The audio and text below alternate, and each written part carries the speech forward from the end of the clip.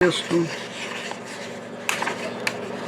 Concepções de Subjetividade em Rogers, Freud, Gentry, Psicoterapia Humanista, Fenomenológica Existencial e Sabedoria Oriental. O olhar na escuta, no atendimento a uma pessoa que está em sofrimento psicológico, há N direções. A psicanálise olha para cá, para aquilo que ela chama inconsciente. A cognitivo comportamental olha lá para o pensamento, para o comportamento. Para onde é que nós olhamos? Foi isso que o próprio Rogers viveu, embora ele não tivesse enunciado, elaborado, formulado dessa maneira, mas ele veio da psicanálise e veio lá da formação pragmatista, behaviorista da cultura norte-americana. Isso não contemplava, ele não combinava, não se identificava com esses possíveis olhares, né? Esses olhares não o contemplavam. Então ele tem a coragem de escutar a si mesmo e formular, propor, criar um novo olhar, uma nova direção para olhar, né? Então nós vamos olhar para os sentimentos, vamos olhar para a pessoa, não é para o chamado inconsciente, para o comportamento. E o Gentry, ele vem refinar mais, né, de olhar, que o Rogers contempla a pessoa. Não é um diagnóstico, não é inconsciente, não é a pessoa. Mas a pessoa é tão grande, né? O que é a pessoa?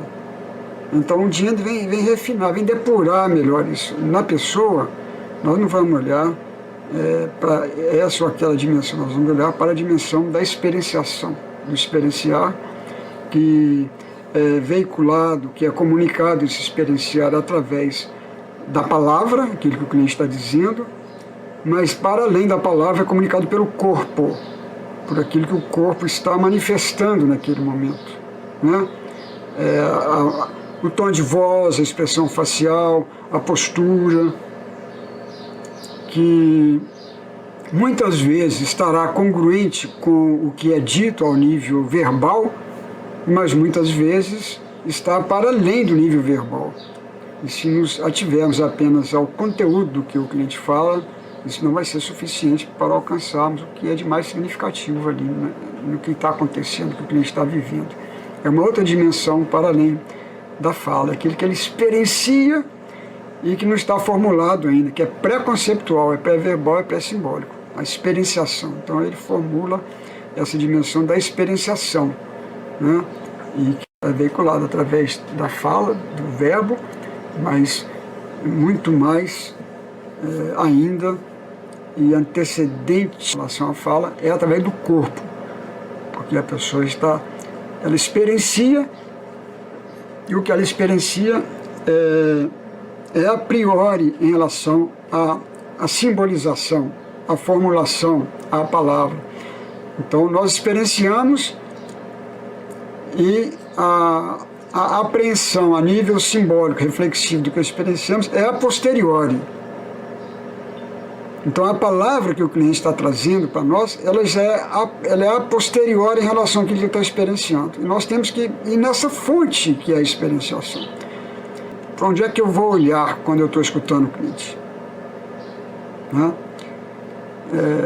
Eu aprendi com o Rogers uma coisa maravilhosa, que foi o seguinte: a compreensão empática, a questão do olhar aí, que eu ficava encantado com as intervenções do Rogers. Aquilo me encantava, como é que ele conseguia, com tanta facilidade, apreender, compreender o que a pessoa estava sentindo e comunicar isso a ela. Aquilo me era, assim, um desafio muito grande. Eu não conseguia fazer como ele fazia. Então eu comecei a percorrer todas as sessões que eu tinha conhecimento atendidas pelo Rogers, gravações, filmes, transcrições, e eu comecei a fazer aquele exercício, né, de ler a fala do cliente, ocultar a resposta dele e tentar formular a minha intervenção. E era um desastre total, né, porque eu escrevi a minha intervenção e depois conferia com a dele, ele estava exatamente olhando para cá e eu estava olhando para lá. Eu não conseguia olhar como ele olhava. Até que um dia eu entendi. Como é que eu posso formular o que eu entendi? Eu entendi o seguinte: para onde que o meu olhar estava dirigido? Não era propriamente para o que o cliente dizia, era para o que eu pensava a respeito do que o cliente dizia. Então havia uma mediação, uma intermediação, uma triangulação com o que eu pensava. Porque é isso que os terapeutas fazem. O terapeuta está o tempo todo pensando, articulando, elaborando. Quando eu vi as intervenções do Roger, não tinha nada disso, né? Então, aí eu entendi o seguinte: o Roger não olhava para o que ele pensava sobre o que o cliente dizia. Ele não olha. Ele olha para onde? Qual que é o olhar do Rogers? É um olhar que está depurado do pensamento dele, não contém o pensamento dele. Ele olha para onde? Ele olha para o que o cliente diz. Não há uma deformação, portanto, uma distorção daquilo que o cliente diz, porque ele fica com o que o cliente diz. Eu estou passando para vocês como é que foi o meu processo de aprender com o Rogers. Eu, como disse, ficava encantado com as intervenções dele, mas eu não conseguia fazer aquilo. E aí eu entendi o que me impedia de fazer como ele fazia. Era um processo interior meu. Sem perceber, eu pensava e procurava dizer o que o cliente disse, mas aí eu já estava presente, eu pensando sobre o que o cliente falou. O Rogers, então, ele não pensa sobre o que o cliente disse. Ele responde ao que o cliente disse. Então, nesse sentido, ele se retira disso que poderia ser uma triangulação. Ele se retira, ele se ausenta e fica só com o que o cliente falou. E por isso ele consegue intervenções tão perfeitas. A resposta é reflexo, então, em que ele é um espelho puro do que o cliente disse, sem uma distorção, uma contaminação pessoal dele. A partir de ter entendido o que me impedia de intervir como ele, eu tornei-me capaz de intervir como ele. Quando eu entendi isso, na próxima sessão que eu li dele, que eu fiz esse trabalho, ler a fala do cliente, tampar a resposta e formular a minha, foi pai pimba. A minha resposta foi igual a dele. Não tem que ser igual assim, né? Mas assim, tinha o mesmo fundamento, tinha a mesma riqueza, a mesma pureza que a intervenção empática dele tinha. E aí ficou muito fácil. Aí eu aprendi para onde olhar. Eu não olho para mim, eu olho para o cliente, o que o cliente está dizendo. E retorno o que ele disse, formulado com a minha maneira, com as minhas palavras. Então me retirei do processo, no sentido de ali estava um ser especulativo, pensador, elaborador, não me retirei. Então vejam bem, nós temos muito isso, nós ficamos olhando para o que nós pensamos a respeito de, e não olhamos para o fenômeno. Aí a minha intervenção se tornou fenomenológica, no seguinte sentido, de voltar às coisas mesmas, voltar ao fenômeno que estava emergindo ali na fala do cliente, sem haver uma intermediação entre mim e o fenômeno por uma elaboração, uma articulação. Então essa é porque eu colocar entre parênteses aquilo que eu posso pensar, articular, elaborar sobre o que o cliente está falando. Voltar às coisas mesmo. Então o que é? É permitir que o fenômeno seja tal qual ele é, sem que eu o contamine, digamos assim, com elementos que são meus, que não pertencem a ele. A compreensão empática é isso. Nesse sentido, toda intervenção empática ela é uma pesquisa fenomenológica. Pesquisa fenomenológica é uma coisa muito difícil, muito complicada. Muito complicado. Por que eu estou dizendo que é pesquisa fenomenológica? Porque nessa perspectiva dessa pesquisa, o desafio é permitir que o fenômeno seja tal qual ele é, não seja contaminado, atravessado por nenhuma outra instância, permitir que ele é como um parto de uma criança, né? Ela vai nascer por si mesma. Então, quem estiver assistindo aquela mamãe, vai permitir que a criança seja, ela nasce por si mesma, aquele fenômeno está brotando que nunca aconteceu antes, pela primeira vez, né? Está surgindo um ser ali pela primeira vez. Isso é sagrado, isso é maravilhoso. Permitir que tudo seja como é, né?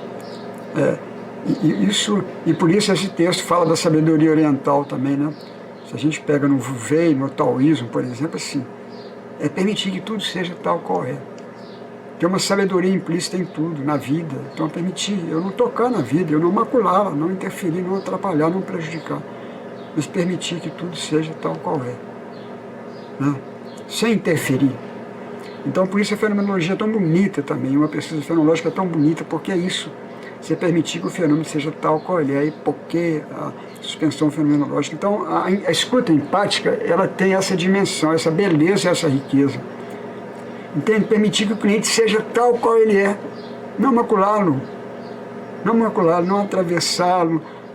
Então, nesse tipo de escuta fenomenológica, eu permitir que o fenômeno seja tal qual ele é. Eu não agregar àquele fenômeno elementos que não pertencem ao próprio fenômeno. Eu não agregar a ele elementos que não lhe são inerentes.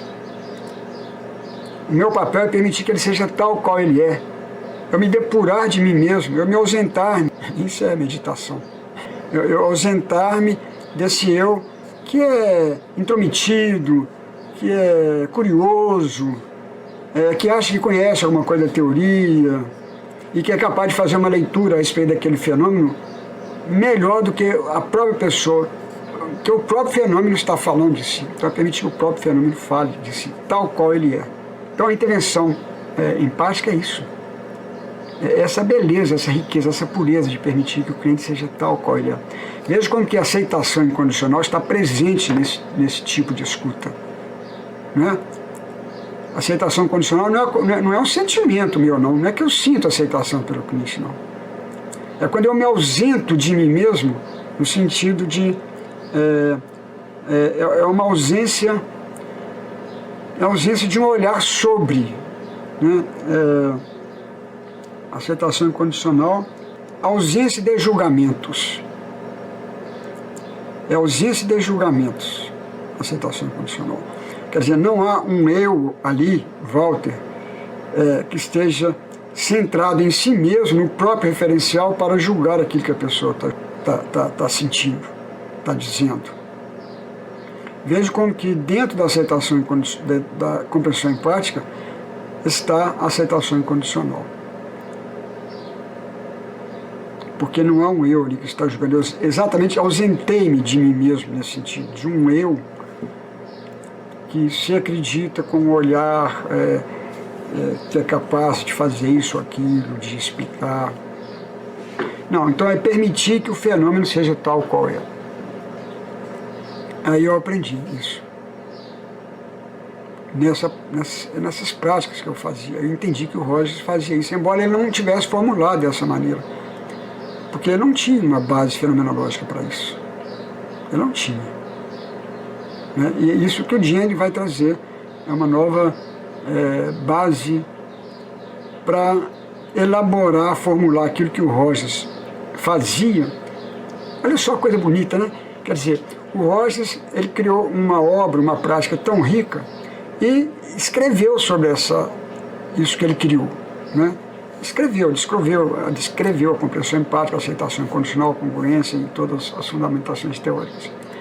Mas como ele carecia de uma leitura filosófica, ele não era um filósofo, ele leu mais assim a praticidade, a materialidade daquilo que ele fazia, né? Mas ele não tinha como aprofundar mais a fundamentação do que ele fazia. O Diane era filósofo, existencialista.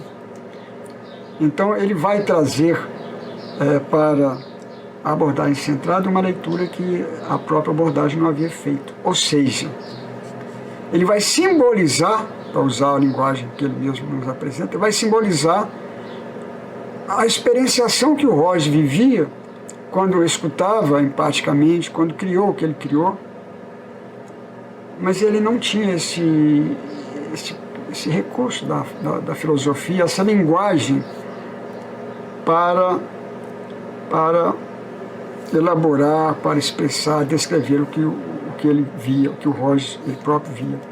Então vem o Diendley com a filosofia e faz uma leitura existencial e fenomenológica também da teoria da obra, da teoria da prática do Rogers.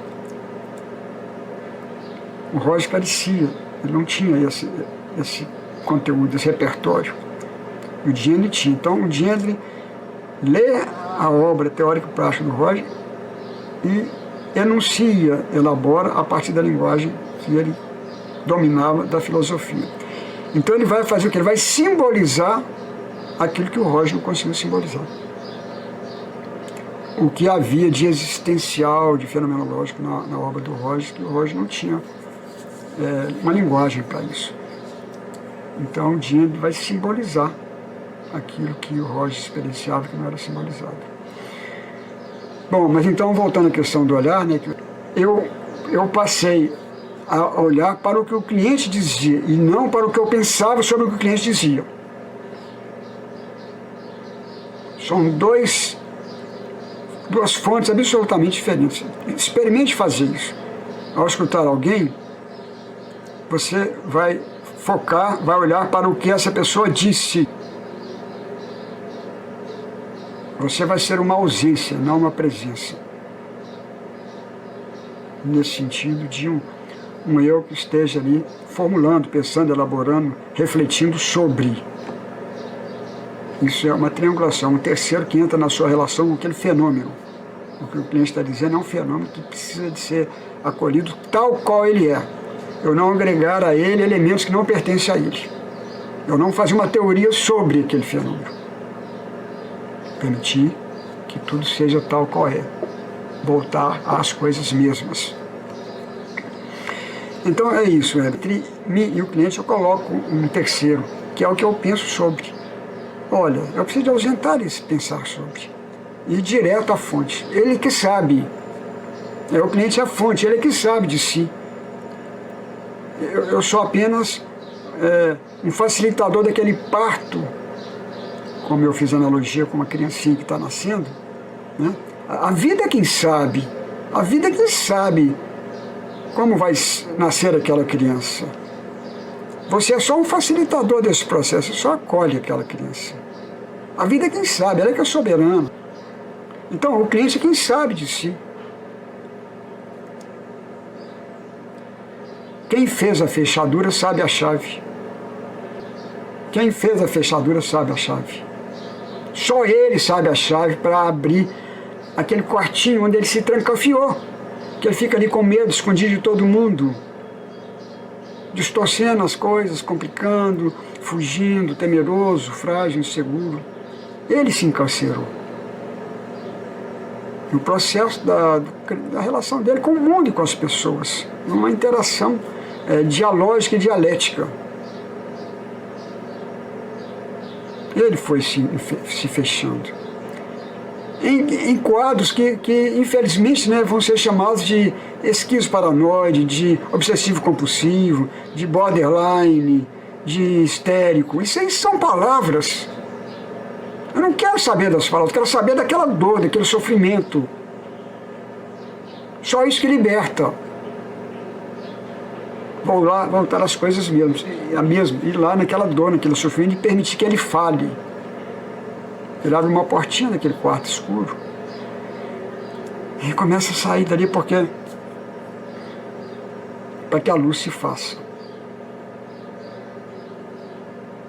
Tem uma frase maravilhosa de um desses mestres iluminados com os quais eu gosto muito de trabalhar, que é linda. Ele fala assim, eu estou falando assim desse quarto escuro, né, que a pessoa levou anos ali para fechar, se trancar, criou aquela fechadura. Então só ela sabe a chave. O dia que ela abrir essa portinha, então a frase é a seguinte, um cômodo, ele pode ficar fechado por 1000 anos. Imagina um cômodo aí, uma casinha fechada por 1000 anos. Será que quando abrir a janela, a escuridão vai levar 1000 anos para ir embora?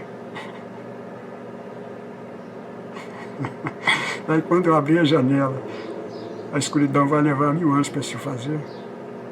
não vai. É de imediato. Essa é a iluminação. Quem gostar aí dos fenômenos da espiritualidade, assim é a iluminação. Não demora 1000 anos para a luz se fazer. Quando se abre a janelinha, ela se faz automaticamente. Tem uma outra frase desse mesmo mestre, que é maravilhosa, que diz o seguinte: um fruto demora muito a amadurecer, mas ele cai de repente. O fruto cai de repente. Ele demora muito a amadurecer, mas ele cai de repente. É a mesma coisa, né? E são sabedorias maravilhosas, né? Iluminam mesmo a nossa trajetória, o nosso caminho. Então essa pessoa que demorou tanto tempo para construir aquela fechadura, porque ela não constrói-se de repente, né? Foi um processo que ela foi vivendo, na relação com o mundo, com as pessoas, ela foi aos pouquinhos se trancando, se trancanfiando, se fugindo, se escondendo dos outros. E nós ajudamos essa pessoa a se esconder ao criarmos nomes para essa pessoa. Ah, é borderline, é esquizofrenia paranoide, é obsessivo compulsivo. E aí nós ficamos nos relacionando com esses conceitos. E não vamos mergulhar, não vamos nos aproximar daquele quartinho escuro, daquela fechadura. Não vamos nos aproximar da dor e do sofrimento daquela pessoa. Só ela sabe, ela que fez a chave, ela que fez a fechadura. Então, essa imagem do bebê nascendo, não é a vida que faz o parto, não é você, não é o médico, a vida quem faz, nem a mãe, e nem o bebê. A vida que faz o parto. A nós compete assim, não atrapalhar. É igual a poesia, gente. Quem escreve uma poesia, quem é músico faz uma música, quem pinta um quadro, quem faz uma peça de teatro, essa pessoa não pode só atrapalhar. Vem a ela um movimento de criação e ela é apenas o parteiro desse movimento de criação.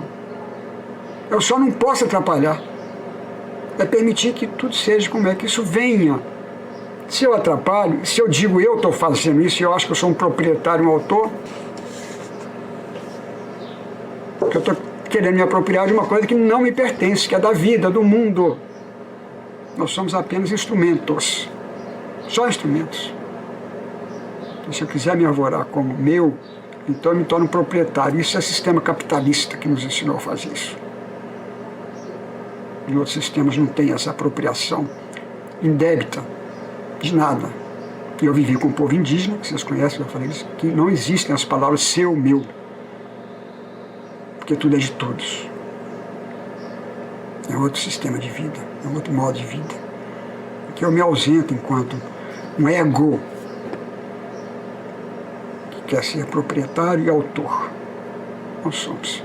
Aí eu estou me confundindo, estou me perdendo, estou deixando de ser aquela quem verdadeiramente somos, né?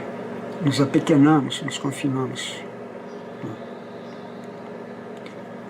Desculpe tanta viagem, mas é isso, né?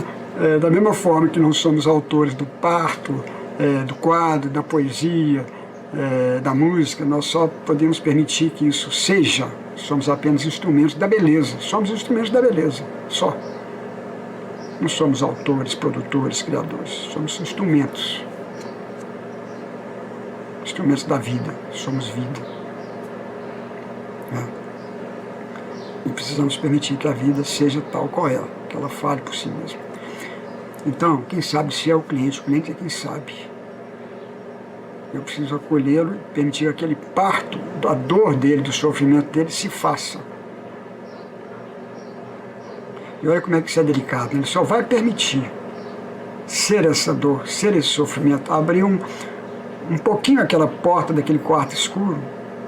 Como é que isso é arriscado, né? Porque ele abriu tantas vezes e foi machucado. Quando ele abria a porta do quartinho dele, ele era machucado. As pessoas não ouviam, não compreendiam, julgavam, criticavam, censuravam, recusavam, feriam. Não é essa a dor psicológica, não é essa? É quando você não é respeitado, você não é ouvido, você não é querido, você não é amado, você é julgado, avaliado. Essa é a nossa dor. Todos nós sabemos dessa dor. Todos nós somos clientes, e quando somos clientes, o cliente é essa dor. Aí eu procuro uma pessoa, um profissional, né, da psicologia, e arrisco lá abrir um pouquinho aquela porta. Aí essa pessoa não compreende, não me escuta, vem com especulações sobre, com teorias a respeito, e não vê a minha dor. Tomara que eu vá embora logo e não volte. Tomara. Porque ele está repetindo alguma coisa que foi feito antes e que gerou exatamente essa dor. Então, eu preciso de uma pessoa, quando eu abro essa portinha, que apenas me permita ser. Me deixe ser, por favor. Não me atrapalha, não. Não me atrapalha com teorias, com julgamentos, pensamentos, não me deixa ser. Eu estou aqui porque ainda não pude ser. Não me deixaram ser. Até hoje não me deixaram ser. Me puseram rótulos, nomes, roupas que não me servem. Ninguém foi capaz de me ver tal qual eu sou. De acolher a dor e a delícia de ser quem eu sou. Não me permitiram isso. Então eu fechei a porta. Estou nesse quartinho escuro. Eu estou abrindo um pouquinho para ver se você vai fazer diferente do que o que fizeram comigo. Eu não quero que você faça nada.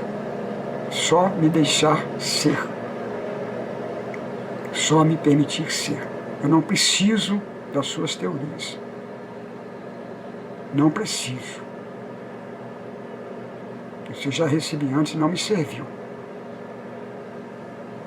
Eu quero que você me deixe ser. Eu preciso nascer. Olha essa palavra, nascer. Eu preciso nascer. Eu preciso viver o meu parto. Não queira fazer você o meu parto. Você não é autor do meu parto. Nem eu sou. A vida que é. Então, me deixe nascer. Me deixe ser.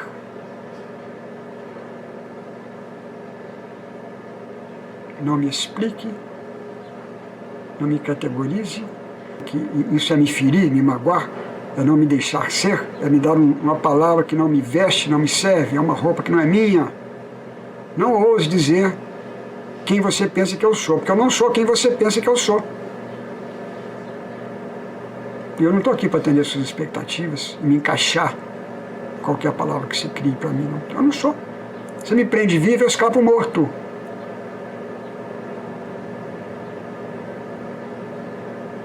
Ainda bem que eu me escapo. Ainda bem que eu escapo. Você vai apenas falar assim, não, ele não é neurótico, é psicótico. Para mim isso é só um escape de você. Que é meu carcereiro. Você quer me colocar num cárcere da sua palavra. E eu não me rendo. Não aceito. Então você não me serve. Eu abri minha portinha e você não me compreendeu. Você não me deixou ser. Eu vou embora. Procurar outro ou talvez ninguém. Difícil, né, encontrar alguém que me permita ser. Só isso, né? Só me deixar ser. Porra, nunca me deixaram ser. Será que você não entende isso? Nunca me deixaram. E quando eu te procuro só para ser, você vem com palavras, com reflexões, julgamentos, teorias. É isso que é o olhar que o texto está nos dizendo. Eu vou olhar.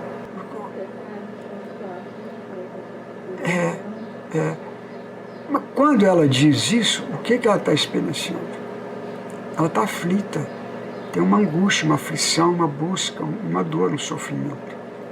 É isso que o texto está dizendo. Então eu não vou no conteúdo apenas do que ela está dizendo, mas no que está movendo o que ela está dizendo. Em certo sentido, eu preciso fazer com ela aquilo que eu estou fazendo comigo mesmo. Essa ausência da palavra para encontrar o que subjaz à palavra e que antecede a própria palavra, que é essa dor. Essa dor, o que a está movendo para me pedir um conselho, para eu dizer quem que ela é, para um resultado, né? Eu já fui no outro médico, fui no outro psicólogo, que falou que eu sou obsessivo compulsivo, E então eu preciso de saber quem eu sou, o que é isso, o que ele está experienciando enquanto ele me diz isso, gente. Há uma dor aí, há uma angústia, há uma procura, uma ansiedade, uma pressa, uma aflição por sair desse quartinho escuro, por sair dessa dor. É uma dor que está movendo essa pessoa nesse momento. Então a pessoa vem e eu quero, então, escutar aquilo que ela está experienciando nesse momento que ela me diz o que ela diz. Então é isso que o texto está dizendo. Para onde eu vou olhar quando a pessoa me diz isso? Eu não vou olhar para o conteúdo, ou não vou olhar apenas para o conteúdo. Ah, te disseram que você é borderline e você está em busca de conferir isso ou de saber quem você é. Tá, isso é um conteúdo, né? São as palavras. Mas o que antecede as palavras? É o que ela está experienciando e que é o que faz com que ela diga o que ela está dizendo. Então ela pode estar me dizendo isso, nossa, e falaram que eu sou isso, eu não sei se eu sou isso, eu estou aqui, né, eu preciso saber. Como é que ela me fala isso? Você me diz isso, você está muito precisando, correndo atrás de saber quem você é, o que significa esse borderline, hein? Mas eu vejo assim, no seu modo de dizer, no seu rosto, no seu tom de voz, uma procura, uma ânsia. Você está dizendo assim, eu preciso, eu anseio, eu preciso muito saber quem eu sou. Então vai ser uma intervenção que vai pegar isso que ele está experienciando ali, não só o conteúdo, mas a experienciação. Então, sintetizando, o texto está dizendo essa novidade que o Diendlin traz. Onde eu foco, meu olhar se dirige para onde? Porque o Rogers nos ensinou muito para escutarmos a pessoa, é o que eu estava dizendo. Eu não vou ver a pessoa como o inconsciente, eu não vou olhar a dimensão do inconsciente, não vou olhar o comportamento, eu não sou um behaviorista, eu não sou um psicanalista. O que eu vou olhar como humanista? Que o Rogers nos ensina. Eu vou escutar a pessoa. Mas a pessoa é uma dimensão tão grande também. O que é nessa pessoa que eu vou escutar? Então, isso que eu estava comentando antes. Eu vou escutar o que ela está dizendo, não o que eu penso sobre o que ela está dizendo. Então, eu vou escutar o que ela está dizendo. Eu vou me ausentar enquanto um pensador reflexivo. Permitir que ela seja tal qual ela é. Escutar aquilo. Né? Aí o Diendlin chega e fala outra coisa. Nós vamos escutar a pessoa, mas o que na pessoa? O que na pessoa? Não é um inconsciente, não é o comportamento, o que é? Não é o que ela está me dizendo que, é o que ela está experienciando. Eu preciso, e como é que eu vou ter acesso ao que ela está experienciando? Eu preciso entender isso. Então eu vou ter acesso ao que ela está me experienciando, pelo que ela diz que ela está experienciando, pela palavra, mas para além da palavra, o que o corpo dela está me dizendo que ela está experienciando. Porque a palavra revela, mas vela, ela oculta. Né? Ela pode estar fazendo uma leitura insuficiente do que ela está experienciando. Então eu vou dirigir o foco do meu olhar, dirigir o meu olhar para onde? Não só para o que ela diz, mas para o como que ela diz. Ela me diz com uma tensão, com uma aflição, ela me diz com uma tristeza, ela me diz com raiva, ela me diz com indiferença, ela me diz com angústia, com ansiedade. Isso que o Diendlin está dizendo. Você vai focar o seu olhar na pessoa. Mas ao olhar para a pessoa, você não vai olhar um suposto inconsciente, um comportamento. Você vai olhar nem só o que ela diz, mas como que ela diz. Aí eu vou captar o que ela está experienciando enquanto ela diz. O Diendlin está elaborando, ele está refinando mais o que o Roger trouxe. Quando o Roger diz, escute a pessoa, o que é na pessoa que eu vou escutar? Aí o Diendlin está dizendo, escute o que ela experiencia, não só o que ela diz. Então eu vou ter acesso a esse ser. Há demandas que a gente chama de encobridoras. Quando ele quer estar te perguntando quem que eu sou, né, ele precisa ser reconhecido aonde? Nesse ser de busca que ele é. Está procurando É nessa dimensão experiencial da busca, da procura, que ele precisa ser reconhecido. Então a intervenção, que eu vejo assim, uma procura muito urgente sua de saber quem você é. Eu percebo na maneira que você fala essa urgência. Você está me dizendo assim, eu preciso saber quem eu sou esse borderline que o cara falou comigo. Quem que eu sou? Então o que está acontecendo ali é uma busca, uma procura urgente. É uma ânsia por saber. Eu não tenho que responder quem ele é. Eu tenho que escutar a busca dele. Somos seduzidos a explicar, a resolver o problema, né? Mas essa é uma demanda encobridora, porque no fundo ele quer ser reconhecido lá onde dorme a dor dele.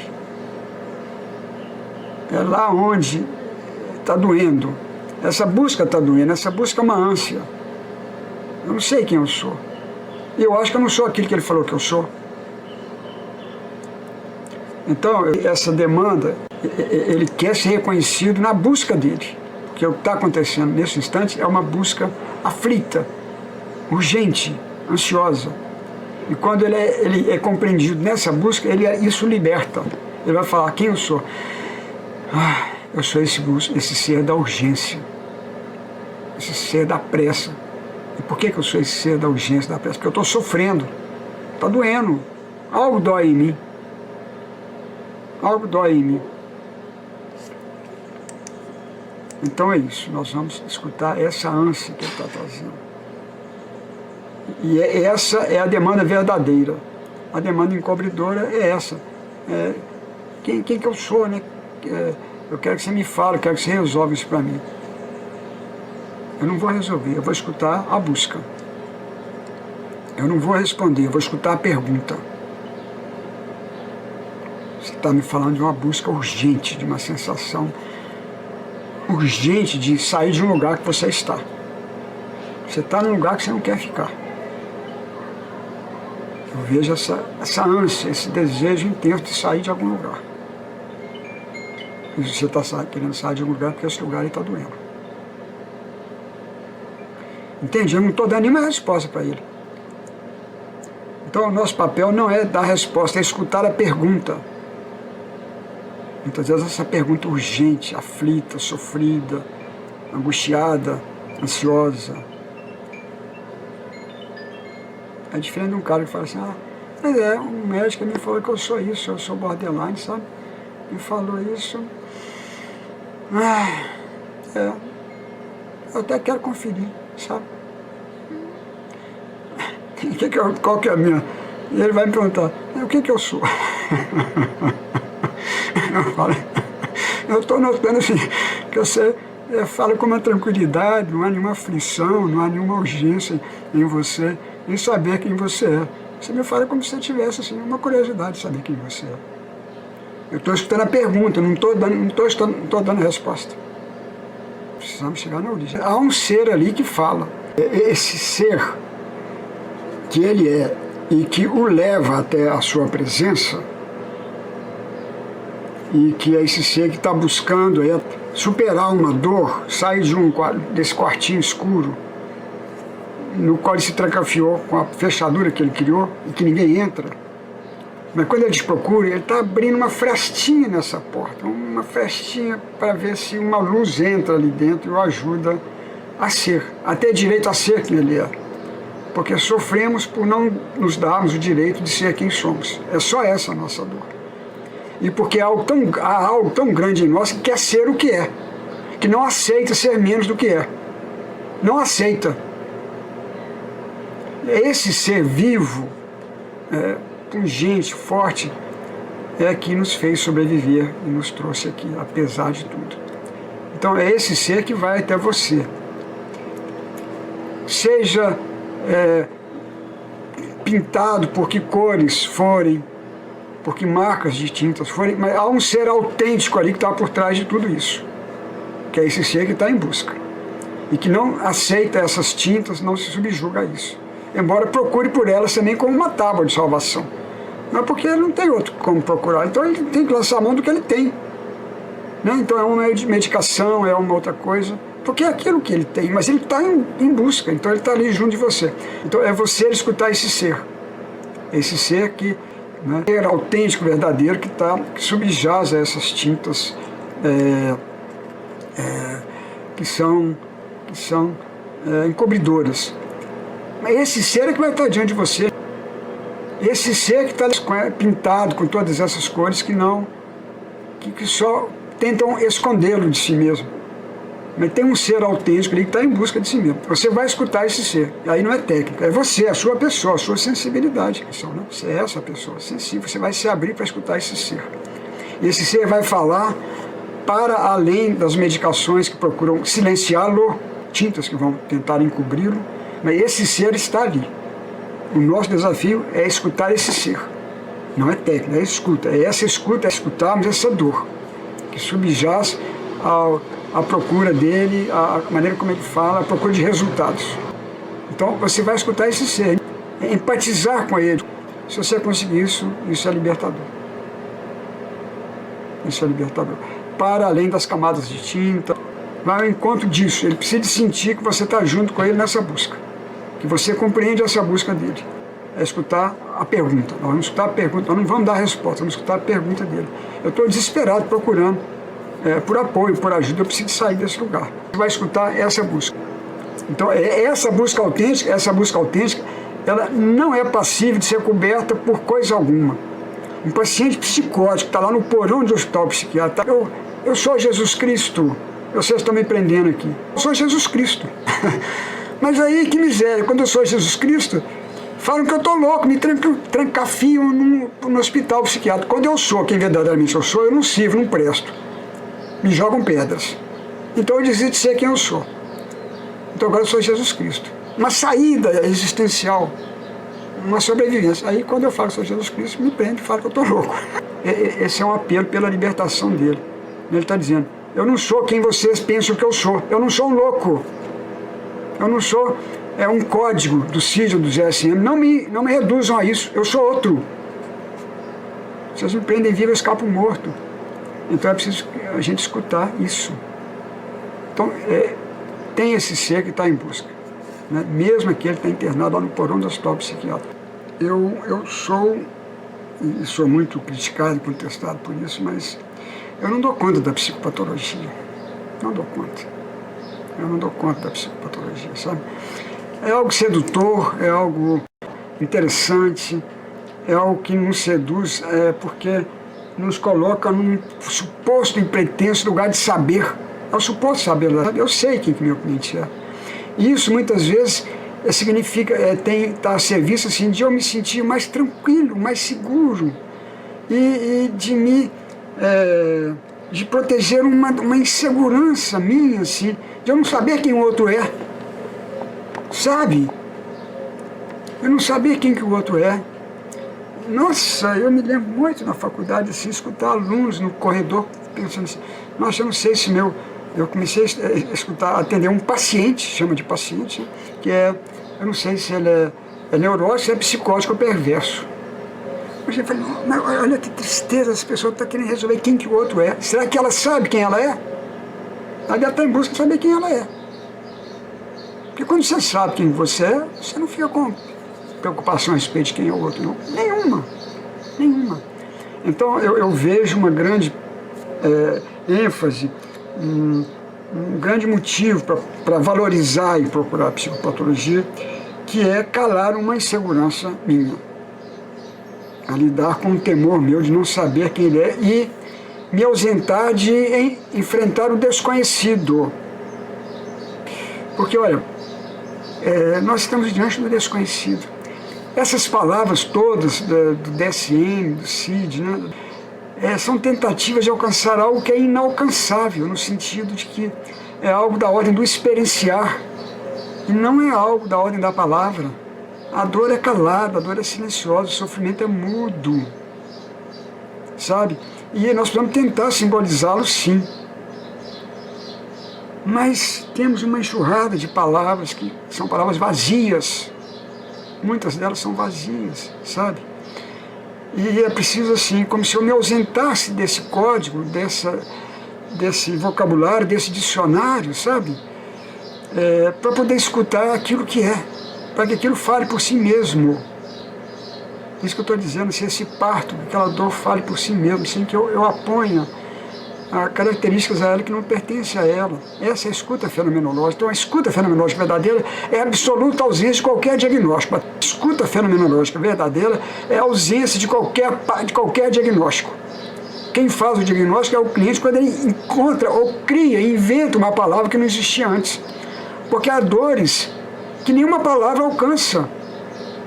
Nós somos ricos demais, tanto na beleza, na criatividade, na arte, quanto na dor, no sofrimento. Sabe? Às vezes eu tenho uma dor que não existe nenhuma palavra para dizer que dor é essa. Não existe. E muitas vezes eu tenho que ficar com o silêncio dessa dor. Sabe? Aprender a escutar o silêncio da dor. Não cair na sedução de aplicar uma palavra dela que vai só, talvez, me tranquilizar. Mas é uma tinta, uma tinta que vai exatamente me afastar do que ela é. Então, enfrentar esse desafio de não saber quem é o outro, é ter a ousadia e a coragem de enfrentar esse desafio de não saber quem sou eu. Quando eu sei conviver com esse eu que eu não sei quem sou, eu me torno capaz de conviver com o eu desse outro que não sabe quem é. Até que uma palavra possa emergir e simbolizar, expressar. Então, naquele quadrinho, na experienciação e simbolização, pensamos mais do que somos capazes de dizer, sentimos mais do que somos capazes de pensar, eu sinto mais do que eu sou capaz de pensar, eu experiencio mais do que eu sou capaz de simbolizar.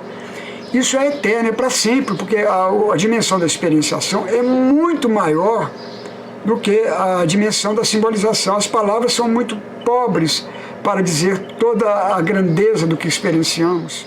Você me prende vivo, numa palavra escapa morto no meu silêncio. Eu não quero ser redutível a uma palavra, eu não sou, eu sou. Antes da palavra surgir, eu sou. Antes de ser uma palavra, eu sou. E eu quero, porque eu amo, eu quero preservar o direito de ser esse sou, que eu não sei quem sou. De ser esse ser que é inomeável, inabordável, que não se reduz a uma palavra. Então eu tenho que inventar um quadro, uma pintura, uma poesia para falar desse ser que não tem palavra para designar, senão a música, uma pintura, um passo de dança, um tambor batendo. Eu tenho que me permitir ser esse ser que eu não sei quem sou. Eu sei só na minha dor, sabe? Só na minha dor. Mas eu não sei uma palavra que expressa essa dor. Então eu não posso estar em busca de resultados com o meu cliente. Porque eu não estou em busca de resultados comigo, entende? Eu estou em busca de me deixar ser essa dor, que dói, lateja, pulsa, e que eu não sei o que é. Então eu pergunto, o que é isso? Se é uma angústia, se é uma ansiedade, se é uma depressão, o que é isso? Eu não sei. Não é nada disso. E é um coquetel de tudo isso, então é outra coisa diferente. Nós somos esse ser que antecede a palavra simbólica. E é esse ser que somos, nós somos silêncio antes da palavra. E não venham, por favor, colocar um diagnóstico nesse meu silêncio. Não venham colocar uma palavra que eu não aceito. Essa palavra é sua, te pertence a você, você fica com ela para você. Mas me deixa só ser. Deixa ser a minha dor aqui, na calada do meu silêncio, nesse quartinho escuro. Você não está conseguindo escutar, você não está conseguindo me ajudar a abrir essa portinha para jogar uma luz nesse quartinho.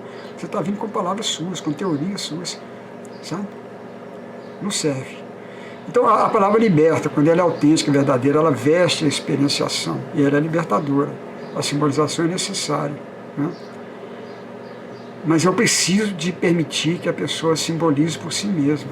Ou eu posso oferecer uma palavra a ela. E isso pode ajudá-la a encontrar, conferir. Pode ser aquela palavra, nossa, é isso mesmo. É uma dor. Dor de quê? O que me faz doer? Dói ser, porra. Dói ser. Dói ser silêncio. Dói ser não sei. Dói ser não sei. Então, a palavra é muito importante, né? Então, ela liberta. Por isso, a simbolização na relação com a experienciação é fundamental, né? E a gente pode oferecer palavras libertadoras para os nossos clientes, sim. Precisamos disso. Mas as palavras que compõem uma nosologia psiquiátrica, nossa, elas são muito perigosas. Então, o desafio nosso é permitir que o silêncio fale, sabe? Aquela dor que não tem nome, que não nenhuma palavra daquele rol de categorias nosológicas. E hoje as pessoas se vestem muito com essas categorias nosológicas, né? Infelizmente, né, esse acesso à internet e a própria a psicanálise acabou se reduzindo a um código de diagnóstico também, né? E hoje a fenomenologia também, né? Até a Gestalt, que ela isenta disso, hoje está investindo nisso, em quem que o outro é. Então, eu convido vocês a esse desafio de não definirmos nada, sabe? É a dor. Deixa que a dor fale, que aquele parto aconteça. A vida vai falar através do silêncio. Então, nós vamos tentar escutar esse silêncio, aquilo que ainda não tem palavras.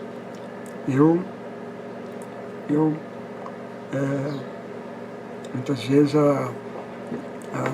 a psicopatologia fenomenológica ela pode ajudar, mas infelizmente eu acho que ela mais atrapalha do que ajuda.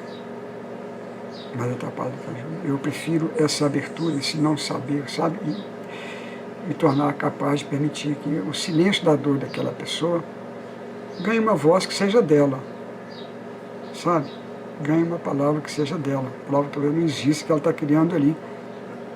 Ela pode criar uma palavra através de uma melodia, de uma pintura, de outras formas aí. Então, eu acho que, mas é importante a gente conhecer, sabe? Essa nosologia, é preciso conhecer essa psicopatologia, até para não usar. Até para não usar. Eu quero dizer com isso assim,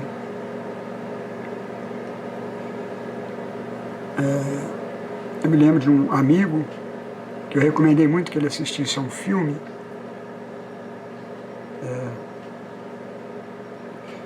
era um filme, um filme especial, e ele falou comigo assim, eu não vi e não gostei.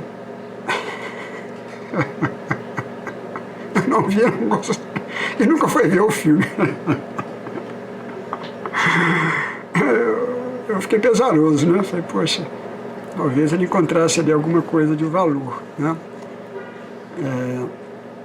Eu sempre fui humanista e depois de muitos anos de terapeuta humanista, eu já contei isso para vocês, a psicanálise cresceu muito e aparecia como a salvação de tudo, e eu falei, gente, então será que eu não sou psicanalista por não conhecer tanto a psicanálise? Conhecer só no meu curso de graduação. Eu vou fazer uma pós-graduação em psicanálise. E fui. Fiz concurso, fiquei 2 anos, 4 anos, 5 anos, 6, 7 anos estudando psicanálise.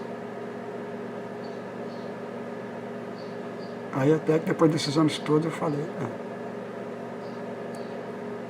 agora eu sei que eu sou humanista, não é por desconhecimento, é por conhecimento. Porque às vezes a gente se encanta com a abordagem terapêutica, como se encanta com tudo na vida, né? Com a pessoa, com mil coisas, né? Com a política, e a gente fica meio cego, né? Então, naquele momento eu formulei para mim uma frase que foi assim, que a minha escolha pela minha abordagem psicoterapia seja ditada pela minha riqueza de conhecimentos, não pela minha pobreza, pela minha limitação. Será que eu sou humanista pela minha pobreza de conhecimento? Eu estudei muito, estudei muito as outras abordagens, mas a psicanálise eu tinha essa dúvida. Fiz esse mergulho, você já sabe da história, no final eu falei, não, eu sou humanista por escolha, não é por uma limitação de conhecimento. E eu sou humanista muito por isso, sabe, Patrícia? Humanista, criei essa pós-graduação. Criei, em 2006, pós-graduação em psicoterapia humanista fenomenológica essencial, porque esse é o ser que eu sou. São palavras que se aproximam do ser que eu sou. Então, aí, quando eu terminei, depois desses anos todos, o bom filho a casa volta. Eu voltei e falei, agora eu sou humanista mais convicto, agora eu sei que eu sou. não é por desconhecer as outras, é por conhecer, principalmente a psicanálise. Então eu estou dizendo isso, é preciso conhecer até para não usar.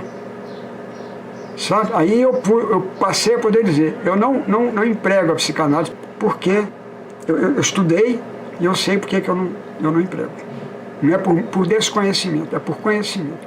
Então é preciso a gente ter abertura para conhecer a nosologia, né, a psicopatologia fenomenológica, a psiquiátrica, a psicanalítica, até para não usar. Então eu acho que eu tenho que assistir aquele filme para dizer assim, não gostei. Como é que eu vou dizer, não vi, não gostei? Sabe? Então eu, dentro da minha limitação de conhecimentos, eu posso dispensar esse olhar da psicopatologia fenomenológica e prefiro ficar com a aventura de estar com o outro caminhando na direção de ele se apropriar de quem ele é por seus próprios caminhos. Não vou apor a ele nenhuma palavra, não, porque essa palavra me distancia dele. Pode me trazer um conforto, uma segurança, um pretenso saber, eu sei quem ele é, né? Então, enquanto um diagnóstico, eu sei quem ele é. Eu não sei quem ele é. Isso é uma palavra que não o define, de forma alguma. Ele está muito para além daquela palavra. Então eu dispenso. Eu prefiro a aventura, a ousadia de ir ao encontro daquilo que eu não sei. É o dia que eu sei quem eu sou, aí que eu preciso menos ainda dessas palavras, sabe? Preciso menos. Então elas, de um lado elas libertam, do outro lado elas encarceram. Eu prefiro, eu as conheço, não usá-las.